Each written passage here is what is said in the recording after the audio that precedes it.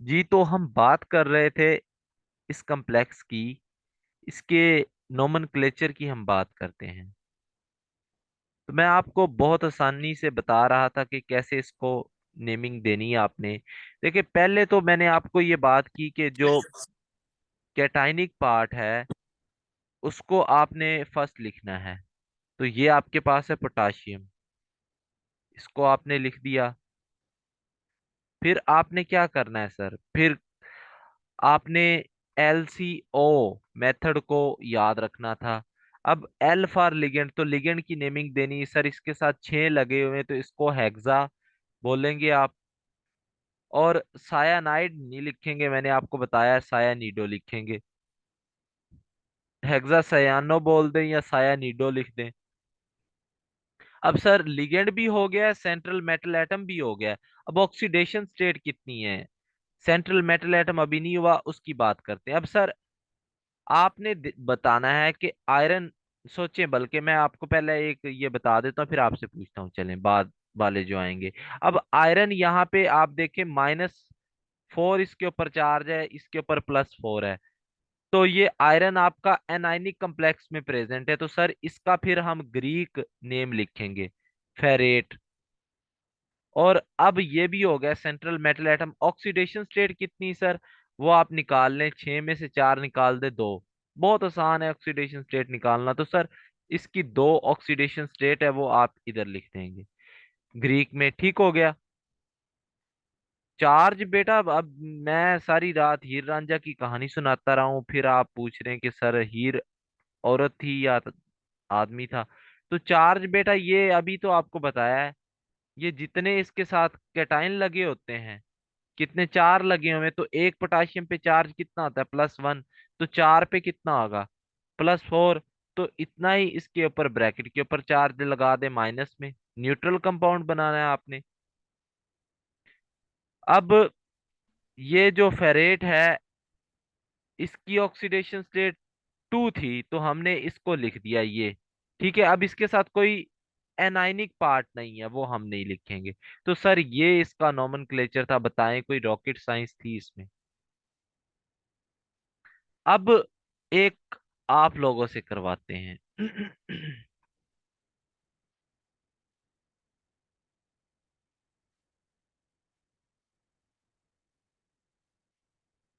ये देखें, अब इसमें 2 लिगेंड आ गए सर। जब ऐसा हो कि लिगेंड 2 हो, तो उनको फिर आपने नंबरिंग देनी होती है। मतलब नंबरिंग से मुराद ये है कि आपने प्रायोरिटी की बुनियाद पर अल्फाबेटिकली फॉलो करना है, ऐसे समझ लें। ऑर्डर क्या होगा आपका, नेमिंग का अल्फाबेटिकली होगा। तो मैं जिससे पूछूं उसने मुझे माइक ऑन करके बताना है। अफजा, अफजा प्रेजेंट है यहाँ पे? जी, अफजा। अमीना, आप बताएं। बेटा माइक ऑन करें अपना, यस नहीं बोलना, माइक ऑन करके मुझे नेम बताएं इसका। माइक ऑन करें जरा।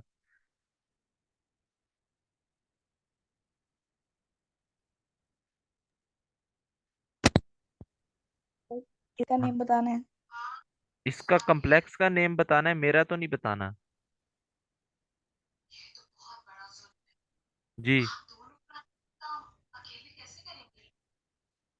लिखवाएं।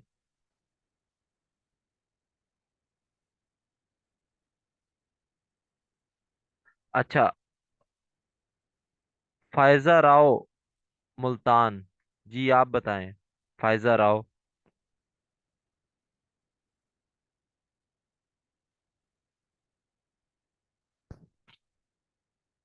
फायजा राव।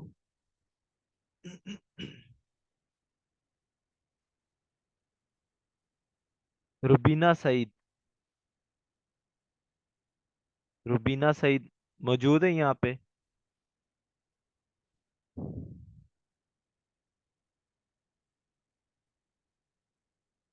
रुबीना सईद। जी सर, मैं बताऊं? तो बेटा बताएं, आपसे ही तो पहले पूछा था, आपने पीछे रेडियो चलाया हुआ है। जी।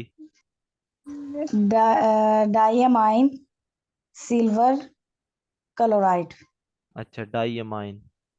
पहले आपने तो बेड़ा ही गर्क कर दिया इसका।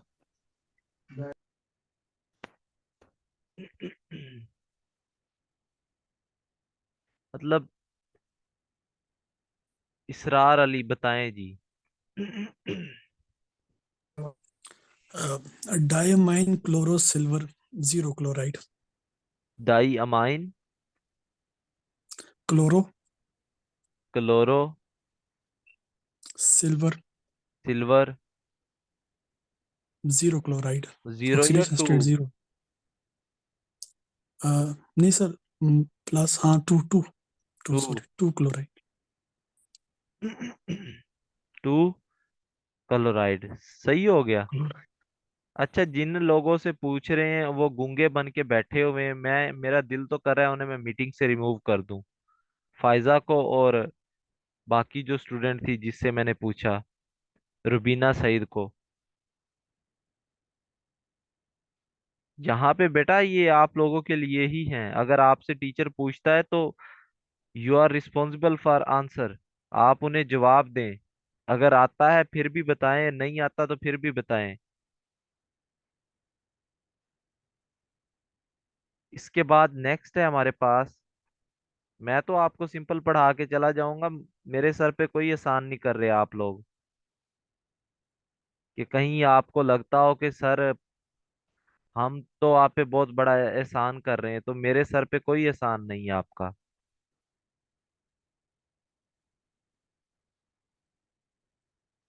बहुत बुरा रवैया होता है, मुझे स्टूडेंट की ये हरकतें अच्छी नहीं लगती। अच्छा जी, इसका नाम क्या होगा? लिथियम,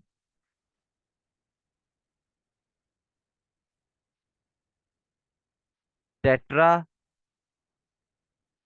हाइड्रिडो एल्यूमिनेट, और इसकी ऑक्सीडेशन स्टेट 3 होगी। ठीक है, ये सिंपल इसका नाम था जो हमने रूल पढ़े हैं। अब बाज का पता है क्या होता है कि हमारे पास बाइडेंटेट लिगेंड आ जाते हैं। जैसा मैं आपको अभी एग्जांपल देने जा रहा हूँ, CO, Cl2, En2, SO4। अब ये आपके पास है जी कम्प्लेक्स। अब यहाँ पे आपके पास बाइडेंटेट लिगेंड आ गया, इथाइलिन डाइअमाइन आ गया। तो सर इस केस में क्या होगा? इस केस में आपने ये नहीं, बाई नहीं लिखना, ट्राई नहीं लिखना। इस केस में आपने बिस लिखना है, टेट्रा किस लिखना है, 4 है तो पेंटा किस लिखना है। इस तरह से आपने नेमिंग देनी है। ठीक है। अब इसका नाम क्या होगा देख लेते हैं। देखें, इसका नाम है डाई क्लोरिडो, क्योंकि दो क्लोरीन के लगे हुए हैं, डाई क्लोरो बोल दें या डाई क्लोरिडो बोल दें, ठीक है। अब आपने LCO को माइंड में रख लेना है। आपने लिगेंड का काम कर दिया है, अब आप जा रहे हैं। लिगेंड एक और भी रहता है अभी, तो बिस लिखेंगे सर। बिस के बाद आप लिखेंगे इथाइलिन डाइअमाइन। इथाइलिन डाइअमाइन, क्योंकि हम अकॉर्डिंग टू नेमिंग कर रहे हैं ना। इथाइलिन डाइअमाइन है तो बाद में आता है, डी पहले आता है। ठीक हो गया। यानी सी पहले आता है क्लोरीन का, तो इसलिए उसको पहले लिख रहे हैं हम। तरतीब से अभी बताया भी आपको। ये लिखने के बाद आप क्या करेंगे, यहाँ पे लिखेंगे। अब एल खत्म हो गया, सी की तरफ आ जाएं। सी में कोबाल्ट है, तो सर कोबाल्ट आपको पता होगा कि ये -2 है तो +2, यानी कि ये जो है वो कैटायनिक कम्प्लेक्स में प्रेजेंट है। तो कोबाल्ट आपका कैटायनिक कम्प्लेक्स में, इसकी ऑक्सीडेशन स्टेट निकालेंगे तो वो +4 निकलेगी, तो इसको रोमन में लिख देना है। और बाद ब्रैकेट के बाहर एनाइनिक पार्ट लगा हुआ है तो वो एंड पे देते हैं उसकी नंबरिंग, तो इसको बोल देंगे सल्फेट। ठीक हो गया जी। तो ये आपके पास इसका नाम था।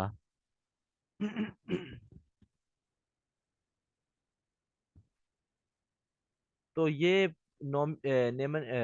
नेमिंग थी जो हमने कर ली इनकी, तो आप फर्दर प्रैक्टिस कर सकते हैं। ज्यादा मुश्किल वो पीपीएससी में नहीं देते, और इसी तक रहे, महदूद रहे, तो फायदा है इसमें। अब हम सेकंड थ्योरी जो है उसकी बात करते हैं। नोमेनक्लेचर हमने देख लिया है।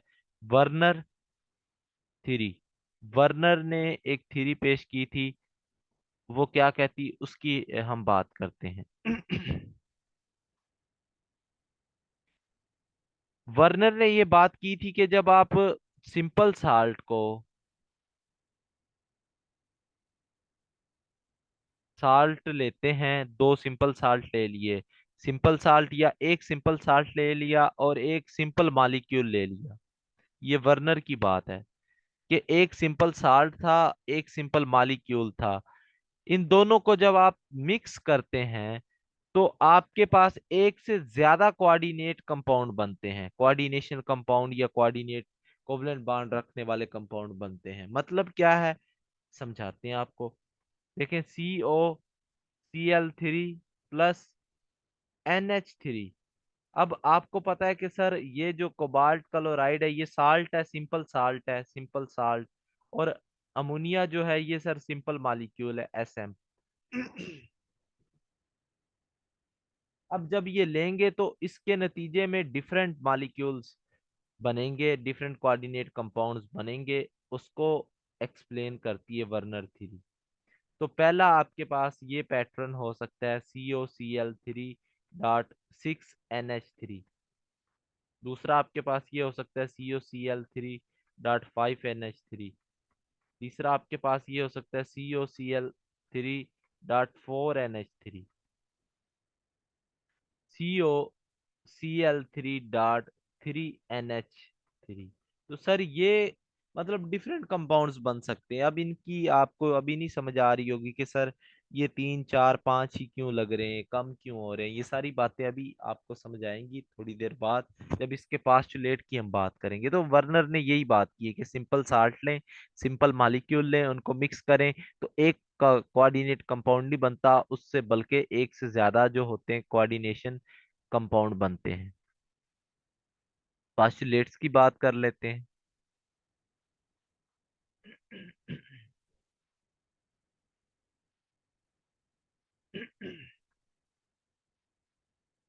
देखें, हमारे पास इसके कुछ पास्टुलेट हैं।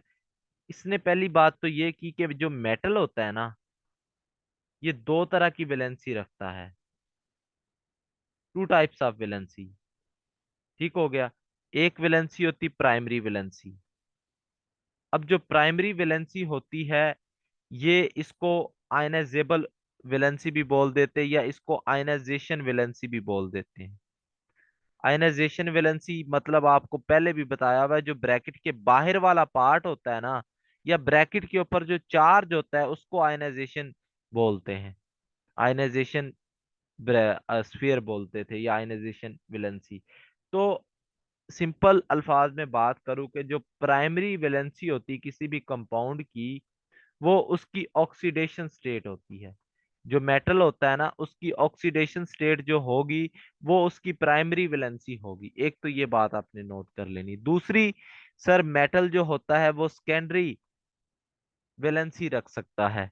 सेकेंडरी कौन सी होगी?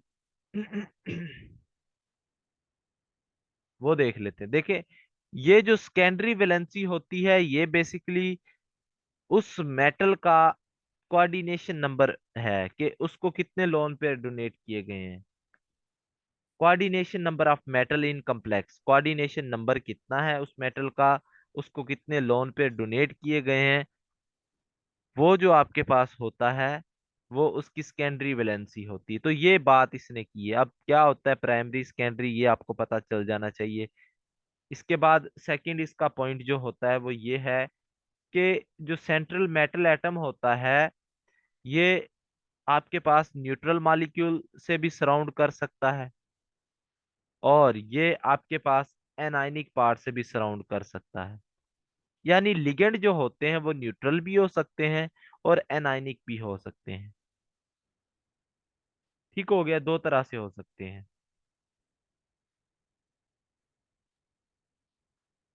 अच्छा जी, इसके बाद ये तीसरा पॉइंट बता रहा है वो ये है कि जो प्राइमरी वैलेंसी होती है, प्राइमरी वैलेंसी पीवी से मैं रिप्रेजेंट कर रहा हूं, वो नेगेटिव आयन से पूरी होती है।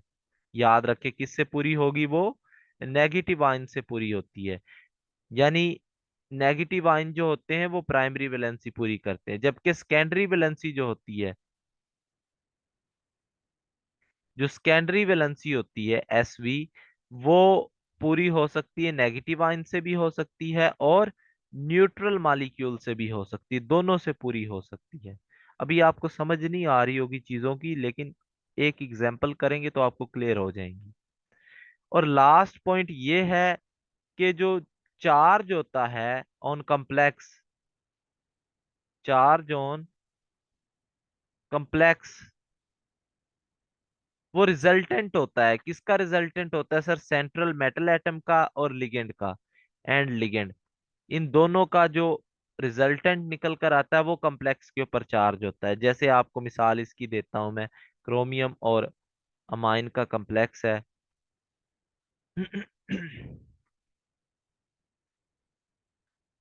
सर इसके ऊपर चार्ज की बात करें, चार्ज ऑन कॉम्प्लेक्स, तो ये होगा +3 +6 × 0 = +3। तो सर जो 3 निकल कर आ रहा है वो आपको पता चल गया कि सेंट्रल मेटल एटम और जो आपके पास है अमोनिया था, लिगेंड था, उस दोनों का, इन दोनों का रिजल्टेंट जो है वो आपके पास है उस ब्रैकेट के ऊपर चार्ज। अच्छा, अब इसकी एप्लीकेशन की बात करते हैं, अभी आपको ये सारी थ्योरी समझ आ जाएगी।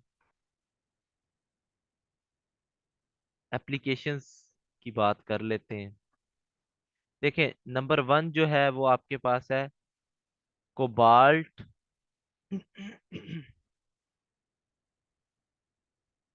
अमाइन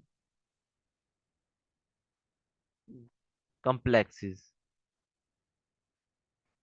अब इनको हमने डिस्कस करना है वर्नर थ्योरी में। तो हमारे पास कुछ 3-4 तरह के कॉम्प्लेक्स हैं। नंबर ए है हमारे पास, जिसका नाम होता है लूटियो कोबाल्टिक क्लोराइड, लूटियो कोबाल्टिक क्लोराइड, और इसका फार्मूला आता है COCl3.6NH3।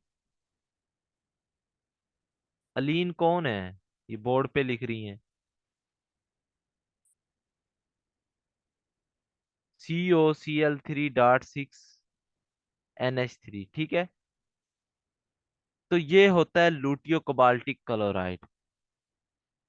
अच्छा, एक ट्रिक बता दूं आपको कोऑर्डिनेशन नंबर निकालने के लिए, वो यही है कि जो आपके पास ऑक्सीडेशन स्टेट होती है ना, उसका डबल कर देंगे तो कोऑर्डिनेशन नंबर आ जाएगा। 90% केसेस में यही काम चल रहा होता है।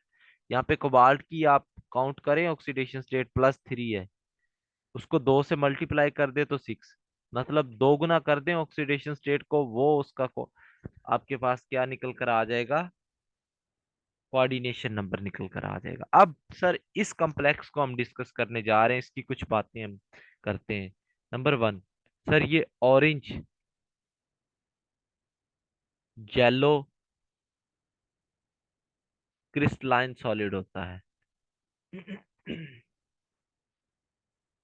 ऑरेंज येलो क्रिस्टलाइन सॉलिड होता है। दूसरी बात, जब सर आप इसको ट्रीट करते हैं किसके साथ, जब आप इसको ट्रीट करवाते हो AgNO3 के साथ, अब चूंकि इसमें क्लोराइड प्रेजेंट है तो AgNO3 क्लोरीन के साथ रिएक्शन करेगा तो AgCl बना देगा, AgCl प्रेसिपिटेट हो जाते हैं।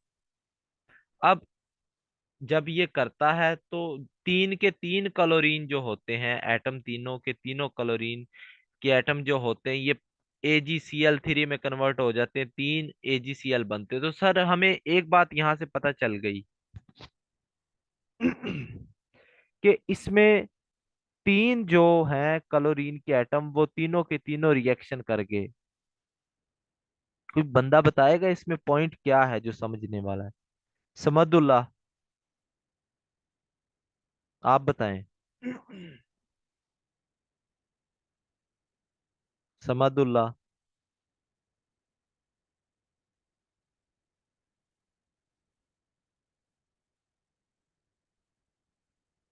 अमारा जीशान, आप बताएं।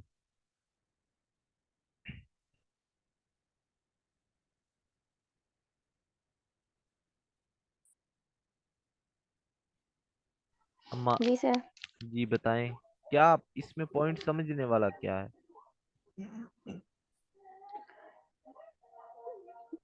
सर नहीं आइडिया हुआ इसका। ये फाइजी ने सही बताया है।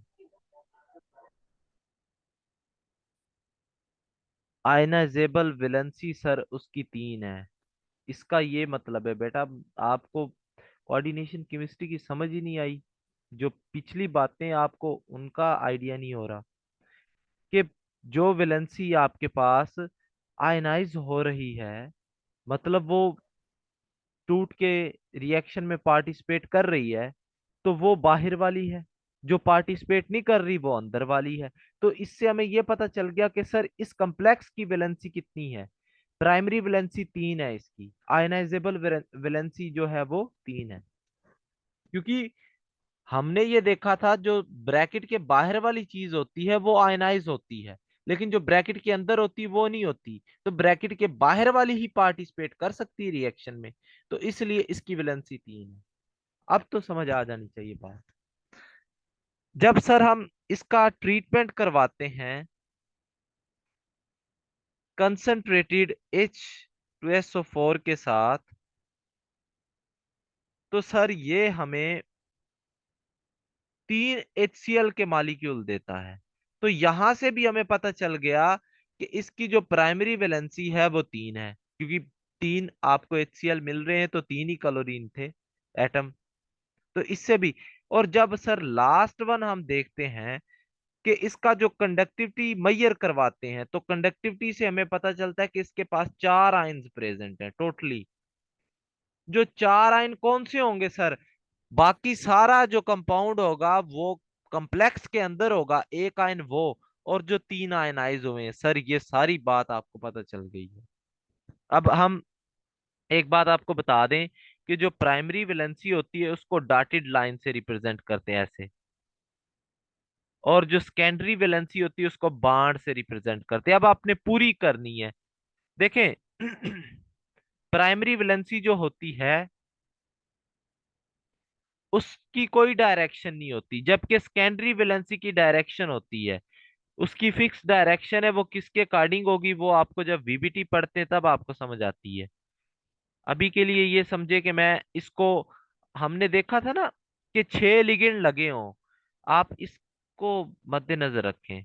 COCl3 था और साथ 6NH3 था। सर मैं इसको अरेंज करके फिर ऐसे लिख दूं, क्योंकि हमें पता चल गया है ना अब कि CONH3 6 एंड Cl3 ऐसे लिखा जा सकता है सर, क्योंकि ये एक कॉम्प्लेक्स है कोऑर्डिनेट। तो ये लिख दिया। अब जो 6 लिगेंड लगे हुए हैं सर, इसको आप को बताता जाऊं कि जो कोऑर्डिनेशन नंबर इसका 6 है, तो जो कोऑर्डिनेशन नंबर 6 होता है ना, उसकी जो ज्योमेट्री होती है वो ऑक्टाहेड्रल होती है। तो कैसे? ये 6, आपको ये बात भी बताई गई है कि जो न्यूट्रल होते हैं और नेगेटिव होते हैं वो सेकेंडरी वैलेंसी को फिल करते हैं। तो सर ये 4 तो हो गए, 2 बचते हैं।